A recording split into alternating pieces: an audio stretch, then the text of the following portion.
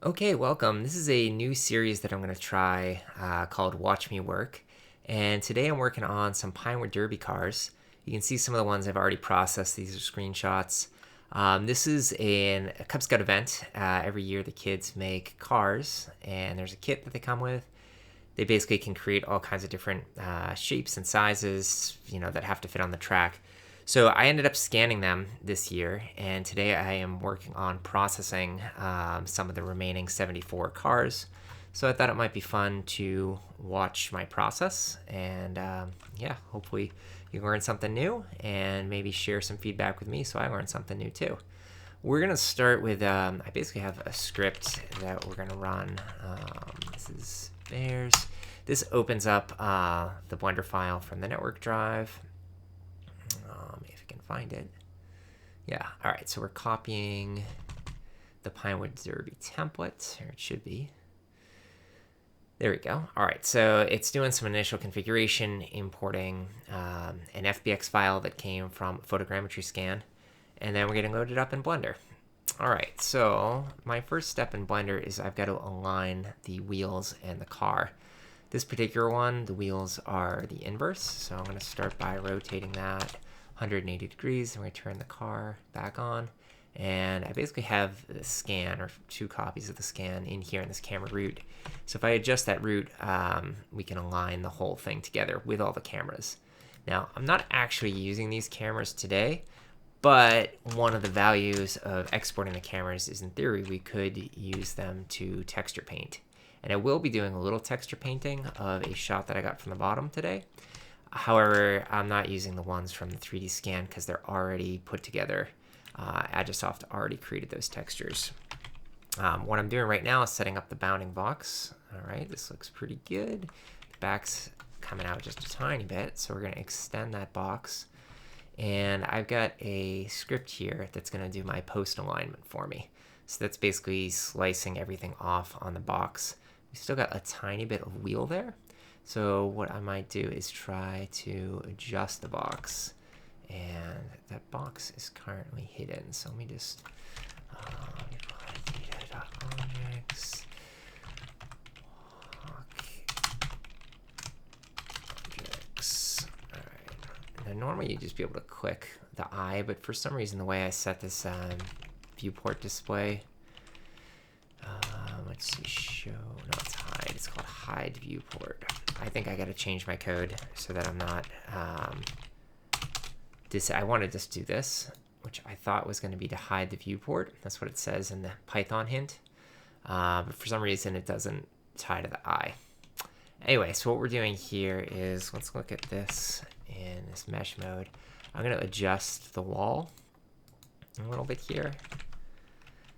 And this is doing an intersection. We may need to tweak the Boolean intersection on this car to do an exact solve instead of a fast solve.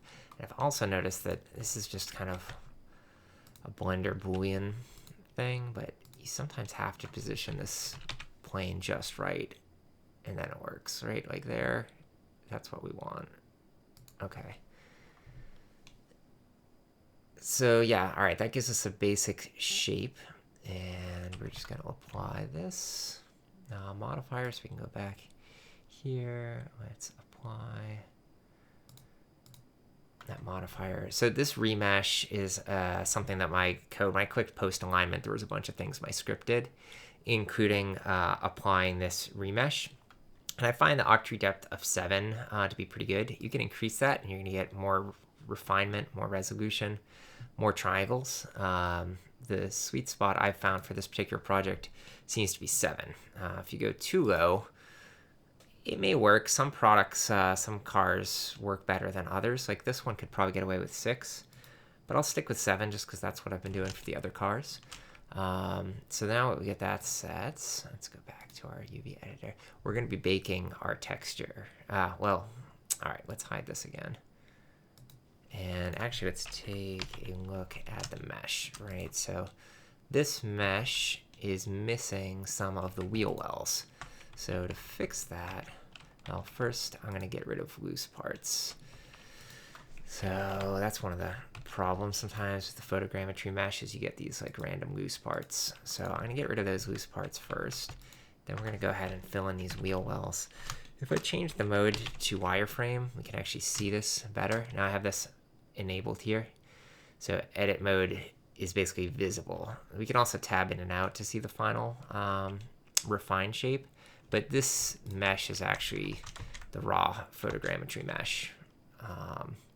It's a little messy. There's bits that we may want to just delete. So let's just like trim this up a little bit.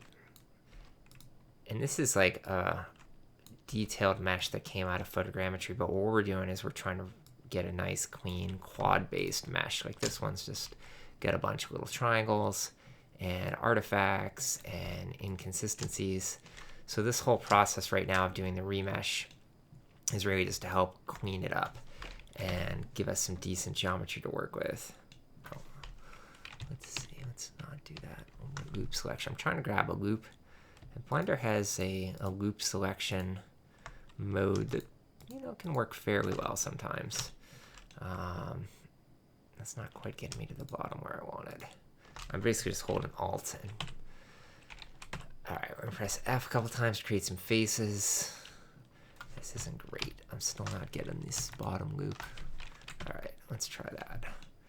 That's good enough. We can refine this mesh a little bit after too. You can also use the sculpt tool, so we could shift into sculpt mode to kind of refine our mesh a little bit. You know, either draw in some parts or smooth out some parts as well. So if we just want to smooth, and I'd often do this on my tablet, like on my screen share on my iPad. But for doing this video recording, I'm just going to use the mouse so I can record just single screen. But yeah, so we can just kind of smooth this out a little bit. It's really working on this underlying mesh, but the nice thing is with this view, we can see how the new cleaned up mesh would look. See, I also got some random kind of junk in the back.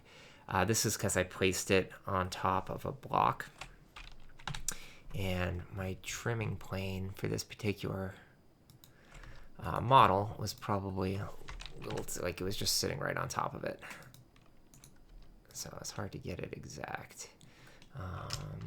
Yeah.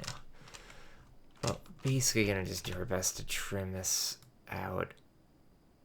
And I have a copy of this mesh, so later what we're gonna do is we're gonna bake the texture from the original mesh down to this refined mesh.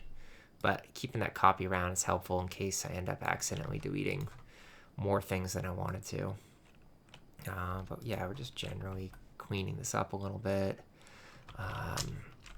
Tend to do these loops and then just create a face here. It usually has been working well for these cars. Just grab a quick loop and then face, and then we can kind of smooth it a little bit. Yeah, so just kind of looking at this geometry. The cleaner this geometry is now, the less time I'm gonna have to spend cleaning it in the next step, like once we apply this. Sometimes you end up going a little too far, and we get some extra. Yeah, there's a whole bunch of extra junk in this one. That's too bad, but I think it's just the nature of this particular car. This one's actually kind of unique. Most of the other ones follow the shape of the block, and this one's actually our Commissioner Cup. So that's the one that was voted by all the adults as the best scout effort to make a cool looking car. And I think this one is an arrow. So we'll see it a lot better once I actually have the color and the texture applied. But based on memory, this looks like it's an arrow. All right, so there's our kind of rough cleaned mesh. This lost its loop, probably when I was deleting stuff. So again, we're gonna kind of rely on Blender's loop selection. Let me get rid of these vertices here. I'll probably get rid of those ones.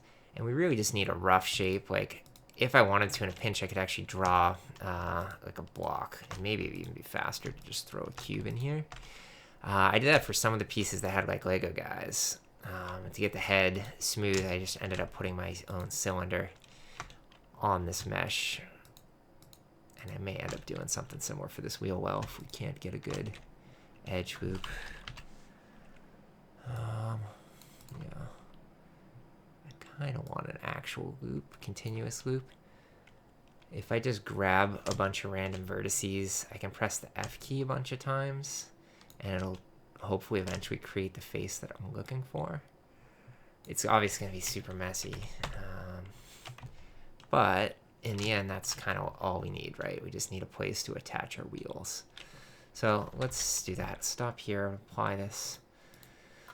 Some of these details are where I end up losing a lot of time because I get caught up with the little details. Like if we look here at this mesh, there's some extra vertices that we can just kind of dissolve.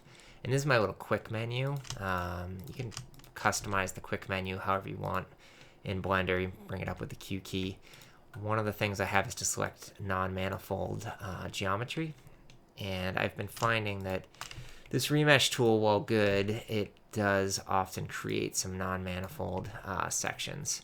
So if we were to zoom back out and look for all the non-manifold areas on the model, you see there's a couple different spots.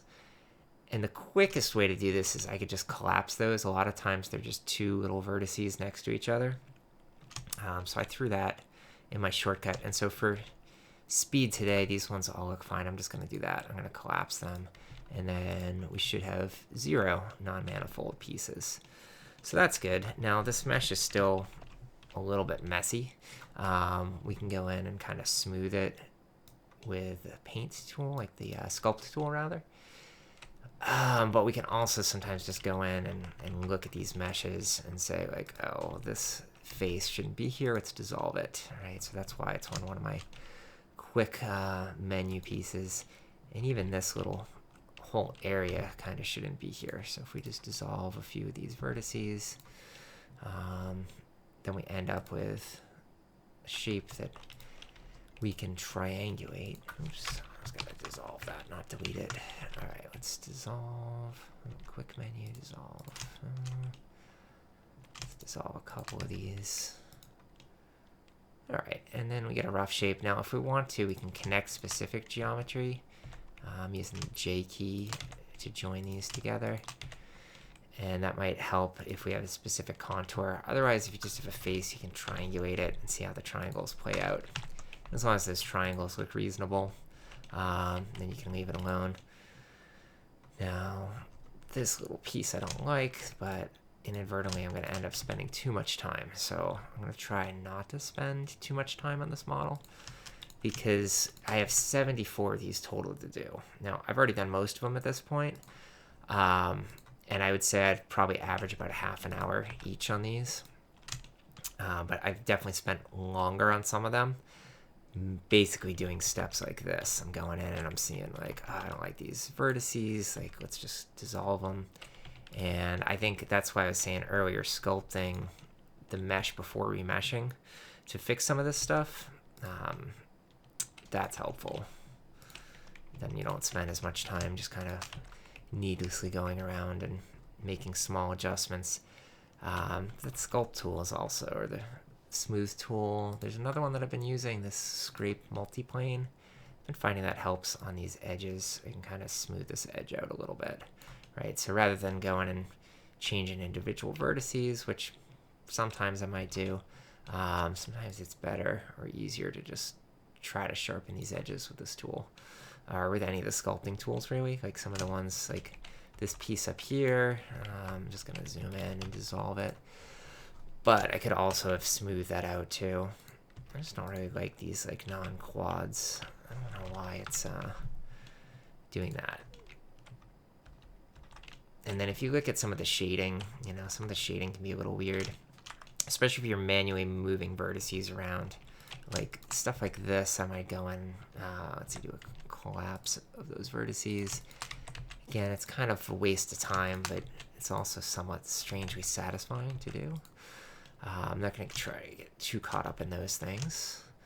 But yeah, so if we go back here, pick out some of these like worst offenders, dissolve some vertices. Like this guy here, I think was a non-manifold section. All right, so if we were to just maybe dissolve these vertices here, And then, you know, fastest thing, this is going to get triangulated anyway, so we might as well, if it's an unimportant smooth area, we can just triangulate it. But yeah, generally, you know, this is fine. Again, I don't want to like over analyze this too much, but let's draw some lines there. Just get rid of a couple of these guys. And now this is important to do before you do any of your texture work, right? So I haven't set my UVs yet. And as soon as I do, then it's going to be pretty hard to go back, and you're going to have to basically repeat all the steps after, right? So that's why I do try to tend to spend a little extra time here, just getting rid of some of this stuff, like these little artifacts and imperfections, you know, with a combination of sculpting and then just manually cleaning up geometry. And the remesh tool is certainly helpful, but it's not perfect. Like, look at this. And of course, this is working with an ugly mesh to begin with, so some ways it's pretty impressive that it came as good as it did. And as a reminder, like, this source actually came from photogrammetry. I'm going to have a separate video where I actually document how I built the scanner and how I captured these cars, like on the registration night. But it was a task in automation because there were 74 cars that we had to deal with. And the registration period was only a couple hours. So my goal is to try to basically get a minute per scan. And we got pretty close to it. It was maybe like 90 seconds per scan. So you can see I'm still doing some vertex manipulation here. Just smoothing out some of these edges a little bit manually. So you can grab, you can manipulate vertices. And one thing that I like to do after especially moving things around like this, and I put in my quick menu, but if we select all, just reset the vectors. Sometimes your smooth, like normal vectors get messed up as you combine or collapse vertices. So it's always good, especially before we unwrap, to just go ahead and do that. All right, collapse those. All right, one last final quick pass. Let's smooth these down here. Now let's collapse them. Dissolve, dissolve, dissolve, and zoom in here. Yeah, let's dissolve these ones as well. And then we can put that back. Okay, so let's see. Maybe we can see if I manipulate this vertex a little bit.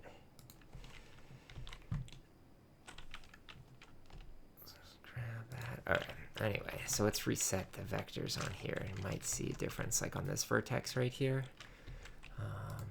Yeah, see that shading artifact went away. All right, this one's kind of a rough offender. Let's just dissolve these. Okay, draw that line back. Oh, actually, I don't like that line.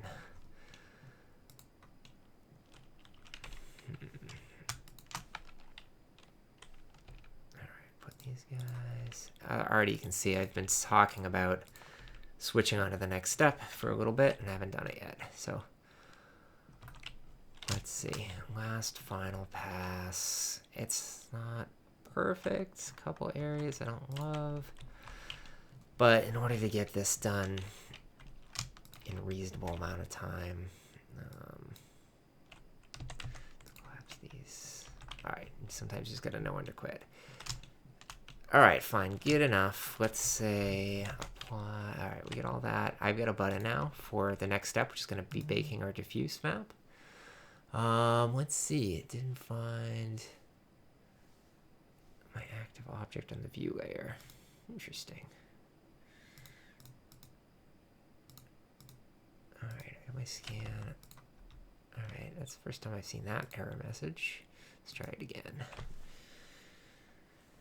No active UV. Oh, I didn't. Yeah. Okay. No, that's just my bad.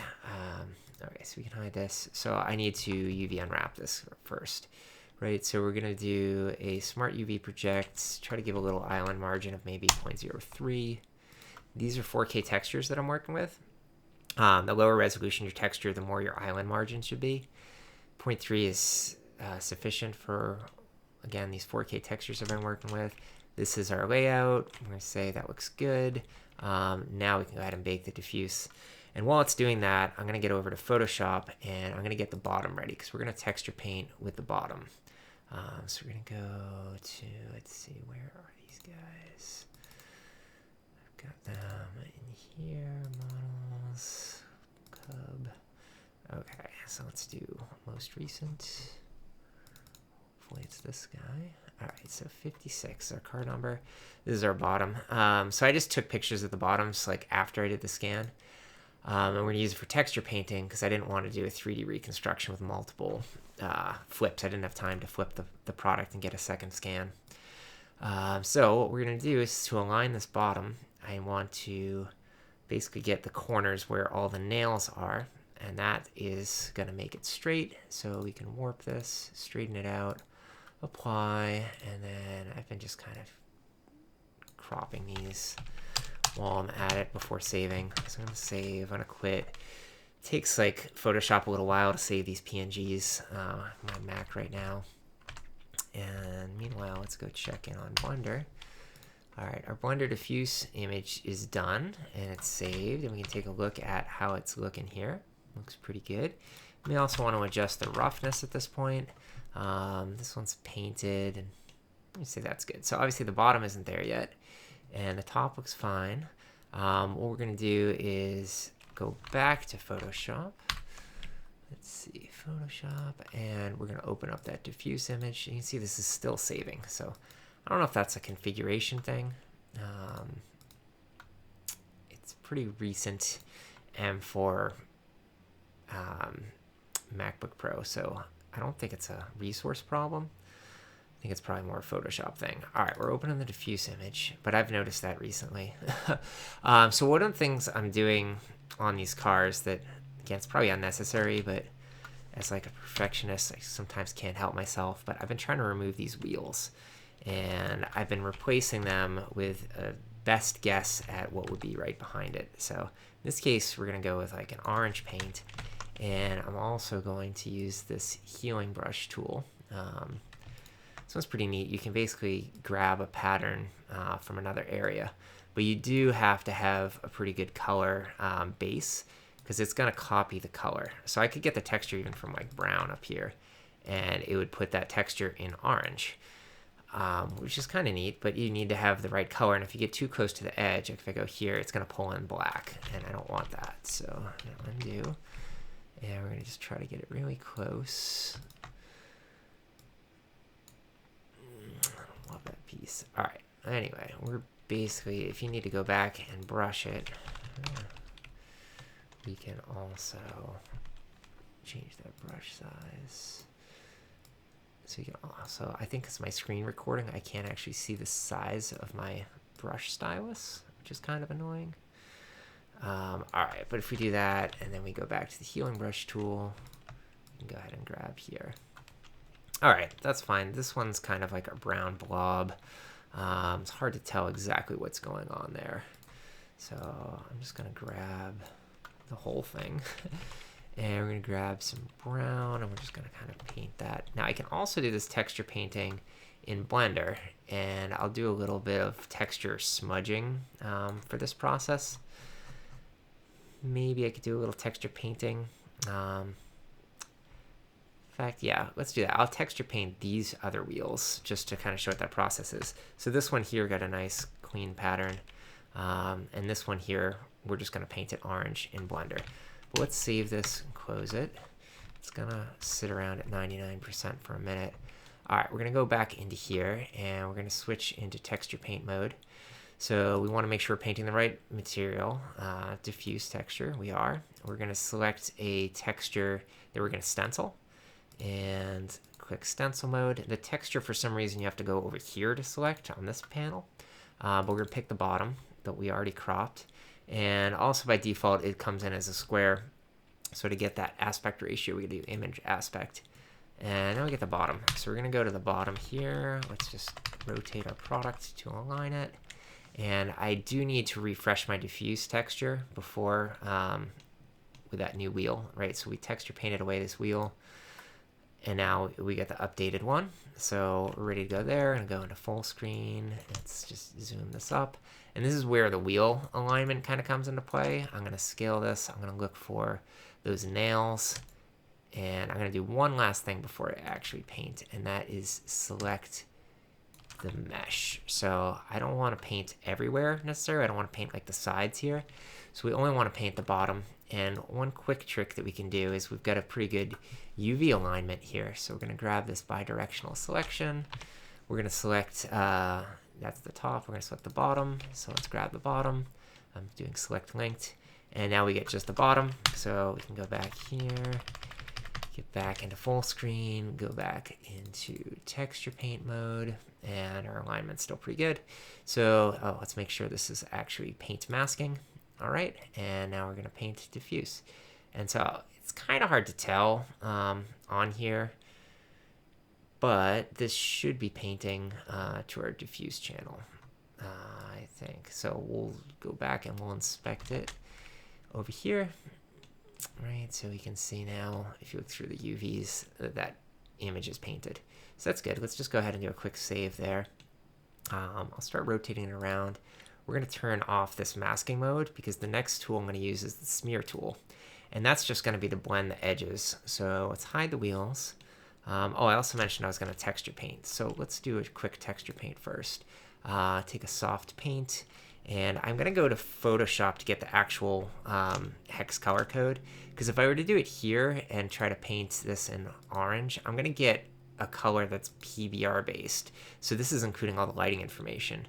And I don't want to do that. I'm trying to paint the base color. So we're going to go back to Photoshop and let's open this image again. Let's just grab a quick approximation. Let's do this area of this hex color code. So I'm going to copy that. And that's good. Let's go back to Blender. All right, so I want to paint just that area on the diffuse. I need to take off this texture. Oh, no, it's gone. Okay. Good, I guess because I wanted to paint soft. So each of these tools, like if I go back to paint hard, that had a texture associated with it. Paint soft doesn't have a texture, so that's actually kind of nice reason to use that tool instead of the other one. And so I'm going to be painting right here, but I need to put my color code in that I got from Blender. Okay, and let's see. Yeah, so this is kind of just a little soft painting. There's like an airbrush mode too that's pretty similar. This is going to be hidden by the wheel, right? So if we turn the wheels on, we're not really going to see this anyway. But just to make it a little nicer than a baked texture of the wheel, I think just painting it here is good. I'm going to come back and smooth the edges in a minute. Same here, we're going to smooth those edges. Maybe while I'm at it, I can paint this a little bit orange too, where we get some little missing UV elements.